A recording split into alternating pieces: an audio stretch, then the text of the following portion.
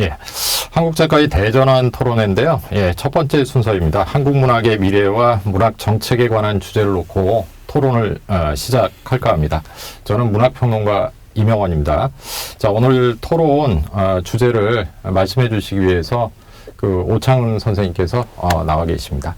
안녕하십니까. 문학평론가 오창은입니다. 예, 그리고 토론회는 그 정은경 선생님 모셨고요. 예, 문학평론가 정은경입니다. 예, 최진석 선생님도 모셨습니다. 예, 문학평론가 최진석입니다. 예, 우리가 문학 정책과 한국 문학의 관계에 대해서 논의하게 된 것은 사실 문학을 창작하고 비평하는 것도 중요한데 창작과 비평이 기반이 되는 제도적 검토도 굉장히 중요하다고 생각이 됩니다. 자, 오창원 선생님, 왜 우리가 문학 정책에 대해서 관심을 가져야 되는지 좀 간략하게 말씀해 주시면 좋겠습니다. 기본적으로 한국 문학은 분단 이후에 시작돼서 국가기구와 더불어 가든지 아니면 국가기구와 갈등하든지 두 가지 길을 걸어왔습니다.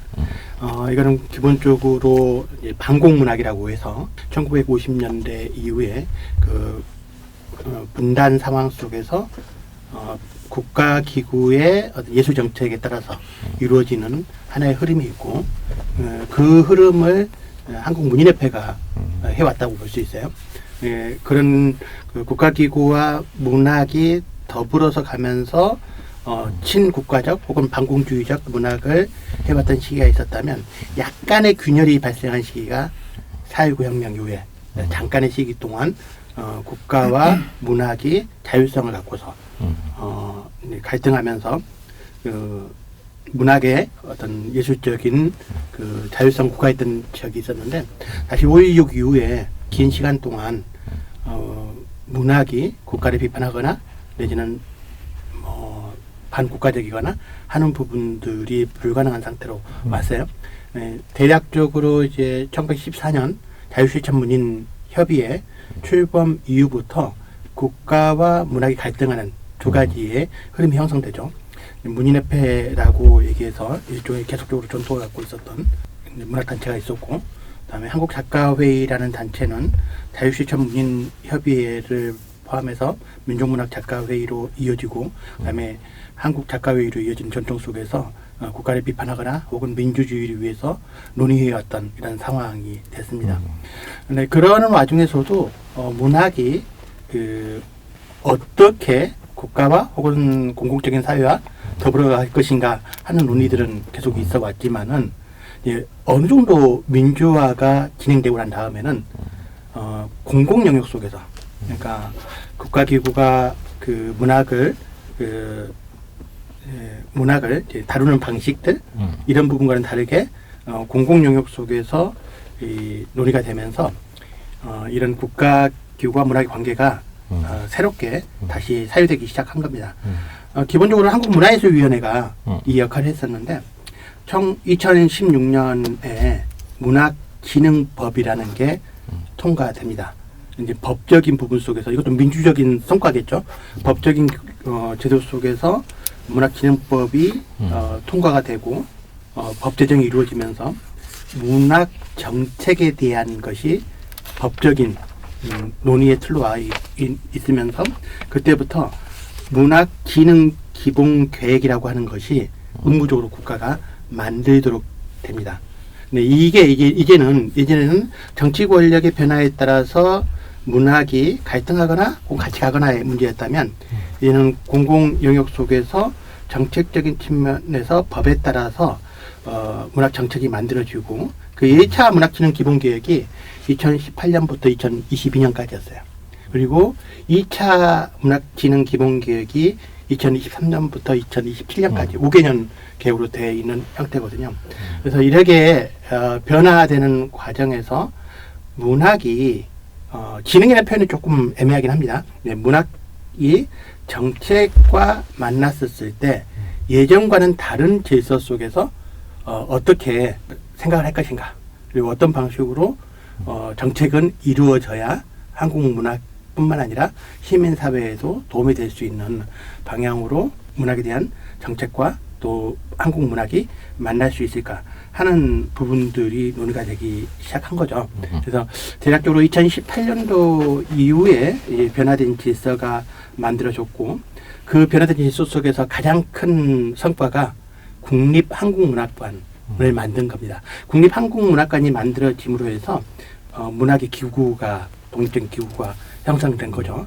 아마 2018년부터 이제 그 진행되는 문학진흥 기본계획의 최대 성과라고 얘기하면 국립한국문학관 건립을 위한 기초적인 부지 선정부터 기본 설계까지 만들어진 것이고 개관은 2025년으로 알고 있습니다. 계속 늦춰져가지고 25년으로 알고 있는데 그런 일련의 성과들이 있었고 그다음에 2차 문학진흥 기본계획이 또 만들어졌었을 때 작가에게는 혹은 시민사회에는 어떻게 도움이 되는 방식으로 만들어져야 되는가 혹은 작가들은 시민사회는 이 문학진흥 기본계획에 어떻게 개입하거나 어떻게 참여할 것인가 하는 문제가 논의의 쟁점이 되는 거죠. 사실 뭐 그 일반 문인들도 그렇고요. 그 독자들도 그렇고요. 뭐 문학 정책이라고 하는 부분에 대해서는 뭐 이렇게 크게 그 의식을 안 하고 있는 것으로 또 하기가 힘든 것으로 이렇게 느껴지는데 오창훈 선생님께서는 이제 계속해서 관련 정책을 이제 수립하는데 여러 형태의 이제 기여를 좀 해오신 것 같아요. 근데 최근에 보니까 이게 문학진흥 정책위원회가 이제 구성이 되었는데 또 보면은 이제 2020년 2기가 지금 발족이 되었나요? 2기가 활동이 종료됩니다. 그건 왜 그런 거죠? 윤석열 정부가 들어오면서 예. 그 다양한 위원회 활동을 폐지하거나 통폐합한다는 것들을 정치적인 결정을 했어요.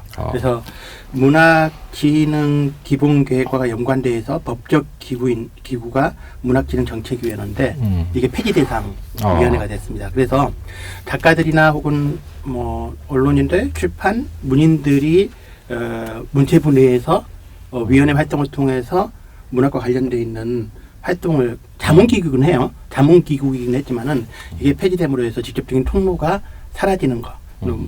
문학진흥정책위원회만 사라지는 게 아니라 굉장히 많은 위원회들이 사라지는 건데 이거는 이제 지난 정부에서 민주주의 과정 속에서 시민사회 혹은 참여 거버넌스라고 그러죠. 이 거버넌스의 확장 과정 속에서 만들어졌던 건데 이게 아마 이제 윤석열 정부의 정치적 판단으로서는 이 거버넌스의 실효성에 대해서 혹은 이 거버넌스적인 위원회로서 많은 정책들이나 참여들이 이루어지는 것에 대한 근본적인 재편 혹은 축소 혹은 민주주의 위축 이런 부분들이 이루어지는 일환인 것 같습니다. 네.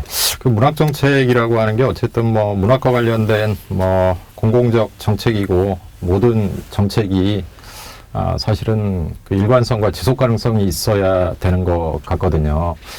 그런데 뭐 이를테면은 이제 문재인 정부에서 윤석열 정부로 개편되면서 문학진흥법에 의거해서 이제 구성되었던 위원회가 아주 그 빠른 속도로 그 해체된다. 그러니까 이 얘기는 뭐냐면은 그 한국의 그 문학 정책과 또 어떤 정권의 뭐 변화라고 하는 것이 사실은 매우 이제 좀 정책을 집행해 나가는 데 있어서 좀 가변적 상황, 정치적 상황에 좀 휘둘리는 게 아닌가 이런 느낌도 들거든요. 그래서 다른 선생님들 혹시 뭐 문학 정책과 관련해서 방금 이제 오창훈 선생님 말씀을 들었는데 혹시 뭐 어떤 좀 문제 제기를 할 수 있을지 좀 말씀도 좀 들어보고 싶습니다. 그래서 최진석 선생님한테 좀 마이크를 좀 옮겨오도록 하겠습니다. 사실 뭐 기본적인 큰 틀 안에서 정 선생님께서 말씀하신 그 대강의 요지에 굉장히 동감을 합니다. 그런데 이제 좀 이따가 좀 더 세부적인 논의들을 더 하겠지만 사실 그 문학 정책이라고 하는 것이 단지 어떤 특정한 정부의 경향이라든가 이런 것에 의해서 좌지우지될 것은 아니라고 생각하거든요. 문화라고 하는 것이 가고 있는 사회 전반의 어떤 공론장의 영역 그리고 교육 정책과의 연관성 이런 것을 봤을 때 사실 어떤 정부가 들어서든지 일관된 어떤 흐름을 유지하고 거시적인 안목 속에서 그것이 재편되고 보완되고 이래야 될 텐데 정부의 어떤 성향이 진보에서 보수로 또 나중에 또 어떤 식으로 바뀔지 모르겠지만 그때마다 좀 일관되지 못하고 이리저리 휩쓸려 다니는 것은 사실 그 비단 문학인들의 문제만이 아니라 사회 문화 전반에 있어서 그 대중사회에서 어떤 지식의 어떤 전달과 어떤 창조와 그리고 공유 이런 네. 지점에서 굉장히 큰 문제가 될 거라고 생각을 합니다. 그래서 어떤 특정한 정부의 어떤 경향성과는 좀 별개로 사실 문학 정책 자체의 어떤 일관성을 갖는 여기에 대한 논의도 좀 필요할 거라고 생각을 하고요. 그런 틀을 어떻게 수립할 것인지에 대한 문제 제기 내지는 문제의식 그런 것들도 오늘 좀 같이 얘기해야 되지 않을까 싶습니다. 저도 아까 말씀하신 것 중에 이제 문학진흥정책위원회가 곧 이제 폐지되고 더 이상 국가적 차원에서 문학을 논의하는 기구가 없어진다는 데 대해서는 조금 큰 문제라고 생각을 하거든요.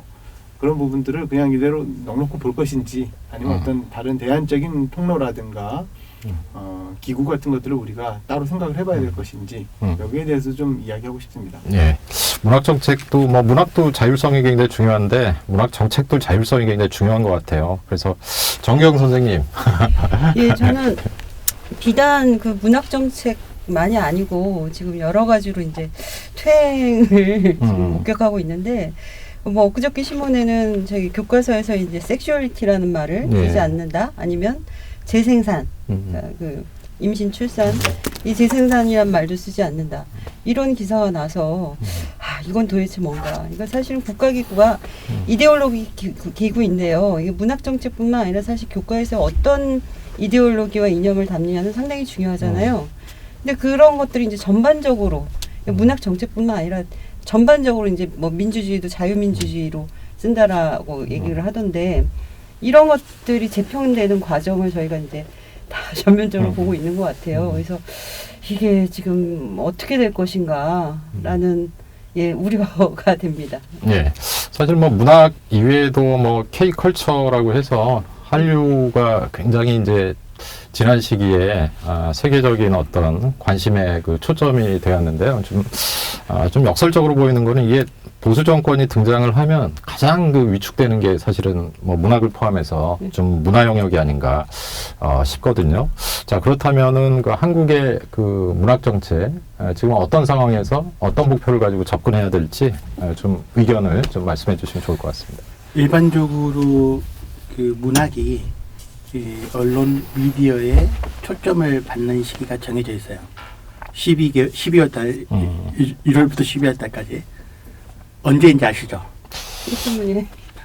뭐 신춘문예는 노벨상 문인들의 발표 때. 예, 맞습니다. 예. 10월에 노벨 문학상이 발표될 때 그때만 이렇게 반짝반짝 하면서 그 한국에서는 누가 후보가 돼 있거나 또 혹은 수상 가능성이 있거나 혹은 뭐 영국의 베팅 업체들까지 베팅한다 이런 얘기가 나오는 건데 이제 열망이죠. 어떻게 보면 열망인데 그 문학 정책이 과연 매년 10월 반짝이렇게 조명을 받고 그다음에 집중되는 관심 속에서 그걸 목표로 하는 것인가.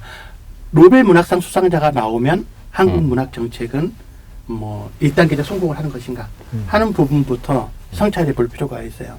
근데 이것은 아까도 말씀하셨듯이 K컬처의 영향이 있고 또 한국에 대한 관심이 많아지니까 그렇긴 한데 사실 문학이 매년 10월 노벨 문학상 수상 때 집중을 받는 것도 있지만은 다른 측면에서 봤었을 때는 한강의 채식주의자가 맨부커상 받았을 때 난리가 났잖아요. 뭐 이게 벌써 2016년이니까 오래전 얘기인 거고 또 이 연장선상에서 올해는 박상향 대도시의 사랑법하고 정보라의 저주토끼 후보 올랐다는 것만으로도 난리가 났었고 또 그 조남주의 82년생 김지영 뭐 일본에서 굉장히 많이 읽힌다고 이렇게 얘기를 하고 또 윤고은의 밤의 여행자들 김영하의 살인자의 기억법 이런 작품들이 해외에서 조명을 받았었을 때 오히려 한국으로 다시 오는 형태거든요. 한국 독자들이 많이 읽어가지고 화제가 된다기보다는 해외에서 번역 소개돼서 집중이 됐었을 때 오히려 다시 그게 한국 와서 베스트셀러가 되는 이런 형태여서 뭔가 좀 비정상적인 형태의 문학의 흐름이 발생하고 있다라는 거고 이거는 저는 이제 약간의 속물성이라고 생각하거든요. 외부에서 인정받았었을 때 우리가 빛나 보이는 것처럼 얘기하는 거, 비교 대상이 됐었을 때 빛나 보이는 것처럼 되는 거, 이런 부분인데 한국 문학에서 현재의 상황들 사실 많이 안 읽잖아요. 예전에는 연말 베스트셀러 목록에 뭐 1위, 10위에 문학이 굉장히 많이 있었잖아요. 근데 어느 순간부터 이제 밀리고 이제 문학 책들은 조금 더 밀려 있는 상태고 또 많이 읽지도 않고 예를 들면은 예전만 해도 뭐 좀 오래된 얘기지만은 뭐 이상문학상이라든지 뭐 문학상 수상 작품집이 나오면 관심이 있고 그랬었는데 그런 부분들이 변하고 있는 상황. 그래서 세계 문학에서 한국 문학의 위상이 높아지는 거 좋은 거죠. 좋은 건데 실제로 이런 형태로 K컬처 내지는 K문학 이런 형태로 해서 외국에서 노벨문학상을 받거나 부커상을 받거나 혹은 번역을 통해서 영향을 받는 게 다시 한국에 영향을 미치는 이런 형태들이 과연 정상적인 문학 정책일 수 있겠는가 하는 부분들. 그래서 한국 문학 내부에서 문학이 작가들에게 어떤 정책을 취할 것인가, 혹은 시민사회에 문학의 가치가 인정되거나 확산되는 것들을 어떻게 만들 것인가, 혹은 독자들이 자발적으로 조금 더 문학을 찾아 읽게 할 수 있는 방법은 없는가 하는 부분들을 고민할 수 있는 게 이루어져야 된다라는 생각이에요. 물론 여전히 열망하죠. 노벨 문학상 받고 또 뭐 콩쿠르 상을 받고 부커상 받고 이런 것들을 열망하긴 하지만은 지금 한국 문학의 아이러니한 상황이 이런 외부적 인정을 통해서 한국 문학이 다시 자극을 받는 형태로 왔다. 상당히 마음 아픈 현실이다라는 생각을 해봅니다.